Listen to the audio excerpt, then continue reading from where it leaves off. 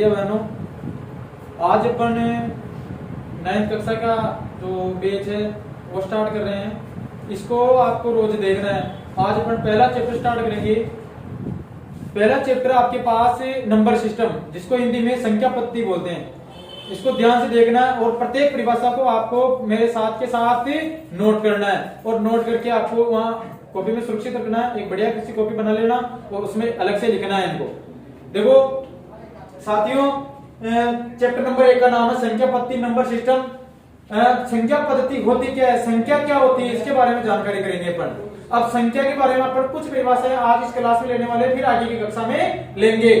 तो आपकी पहली ये जो संख्या के बारे में पढ़ेंगे कि संख्या क्या है और प्राकृतिक संख्या क्या है, पूर्ण संख्या क्या है। 3 परिभाषाओं के बारे में आज अपन यहाँ करेंगे और रटेंगे नहीं, बिल्कुल आपको हूबहू लिखना आना चाहिए, समझना है किस प्रकार। रटेंगे तो याद नहीं रहेगी क्योंकि अनंत परिभाषाएं हैं गणित में, तो आपको परिभाषा को समझना है। पहली परिभाषा है संख्या।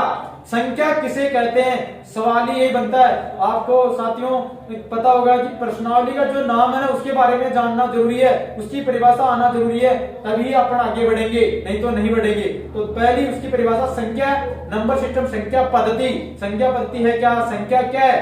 तो संख्या के बारे में अपन क्या करेंगे, संख्या क्या है। संख्या वह है जिसमें इकाई, दाई, सैकड़ा, हजार उनके स्थान पर जो पद प्राप्त होता है वो संख्या कहलाती है।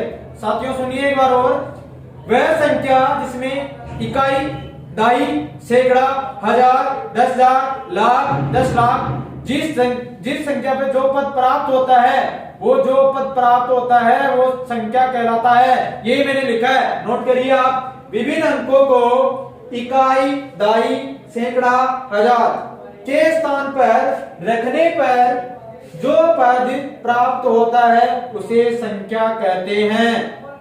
इसके बाद में जैसे आपके पास आ गई संख्या 12, कितने आ गई 12, इकाई, दाई, ये संख्या हो गई 12। फिर इसके बाद में जैसे आपके पास 8, 6, 8, 3, इसका मतलब इकाई, दाई, सैकड़ा, हजार, 8,643, ये क्या हो गई संख्या। इस प्रकार कितनी संख्या हो सकती है, इत्यादि संख्या हो सकती है। इसके बाद में दूसरी पढ़ेंगे प्राकृतिक संख्या, जिसको इंग्लिश में नेचुरल्स नंबर बोलते हैं। नेचुरल्स नंबर बोलते हैं।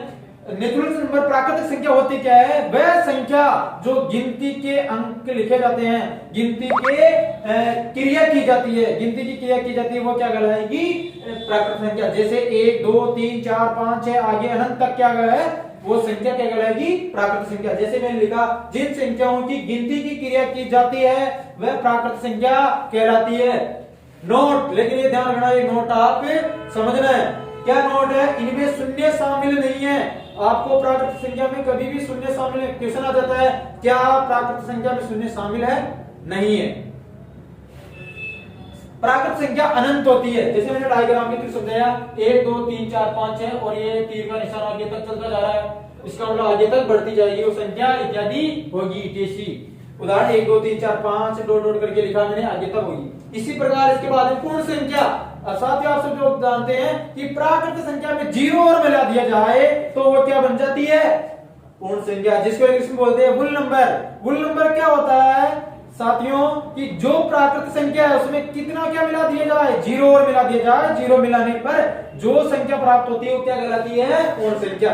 लिखना आपको, प्राकृतिक संख्या में 0 शून्य को शामिल करने के बाद संख्याओं का जो समुच्चय या परिवार बनता है वो क्या कहलाता है, पूर्ण संख्या कहलाता है। जैसे डायग्राम में 0, 1, 2, 3, 4 आगे तक बढ़ेगा। उदाहरण 0, 1, 2, 3, 4, 5, 21 इत्यादि कई उदाहरण लिखे जा सकते हैं। तो आज अपने संख्या पढ़ी, इकाई, दाई, सैकड़ा के स्थान पर जो प्राप्त होने वाली संख्या कहलाती है और प्राकृतिक संख्या गिनती की क्रिया प्राकृतिक संख्या कहलाती है और पूर्ण संख्या जो 0 शामिल हो, 0, 1, 2, 3, 4, 5 को पूर्ण संख्या कहलाती है। नोट एक ध्यान रखना इसमें कि 0 है जो प्राकृतिक संख्या नहीं है, ये ध्यान रखना। आगे की कक्षा में पढ़ेंगे आगे की परिभाषाएं। धन्यवाद।